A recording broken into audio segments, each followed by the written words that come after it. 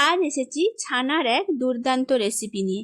এই রকম ছানার যদি রেসিপি থাকে তাহলে কিন্তু ভাত বা রুটির সাথে আর অন্য কোনো কিছুই লাগবেই না। নমস্কার, দাস কুকিং ম্যাজিকে সবাইকে স্বাগত জানাই। আবারও একটা নতুন রেসিপি নিয়ে এসেছি।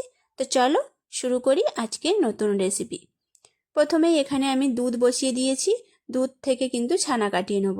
দুধটা যখন ভালো করে ফুটে যাবে তখন ওর মধ্যে দিয়ে দিলাম আমি ভিনিগার, দিয়ে ভালো করে কিন্তু দুধ থেকে ছানা কাটিয়ে নিচ্ছি।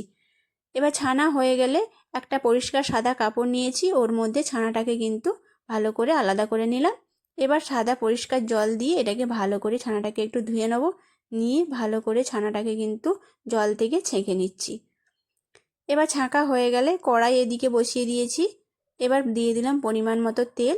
তেলটা গরম হয়ে গেলে ওর মধ্যে দিয়ে দেবো আমি জিরে ফোড়ন। জিরেটা যখন ভাজা হয়ে আসবে ওর মধ্যে দিয়ে দিলাম পেঁয়াজ কুচি। এখানে পেঁয়াজটাকে কিন্তু একদম আমি ছোট ছোট করে কেটে নিয়েছি। দিয়ে পেঁয়াজটাকে কিন্তু একটু ভালো করে লাল লাল করে ভেজে নিতে হবে। পেঁয়াজটা যখন প্রায় ভাজা ভাজা হয়ে আসবে ওর মধ্যে দিয়ে দেবো আমি গ্রেট করা রসুন। এবার রসুনটাকেও কিন্তু একটু ভালো করে ভেজে নিতে হবে যাতে রসুনের কোনো রকম কাঁচা গন্ধ না থাকে।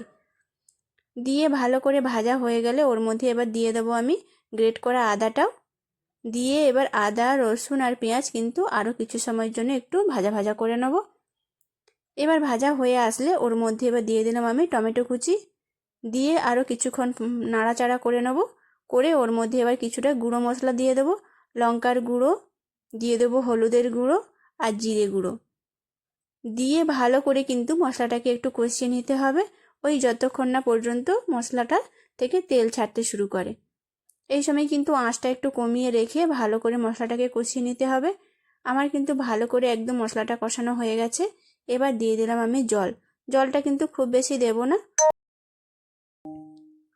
অল্প জল দিয়ে দিলাম।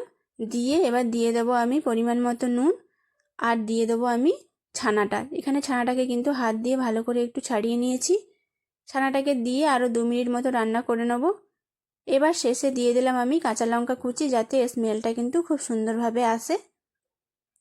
আর শেষে দিয়ে দেবো আমি গরম মশলা গুঁড়ো। এটা বাড়িতেই কিন্তু আমি গরম মশলাটা বানিয়েছি। দিয়ে দিলেই কিন্তু রেডি হয়ে যাবে ছানার এক দুর্দান্ত রেসিপি। অবশ্যই কিন্তু একবার বানিয়ে দেখতে পারেন। আশা করছি সবার কিন্তু বেশ ভালো লাগবে। এই রকম ছানার এক রেসিপি অবশ্যই কিন্তু বানিয়ে দেখতে পারেন, দুর্দান্ত হয়ে থাকে।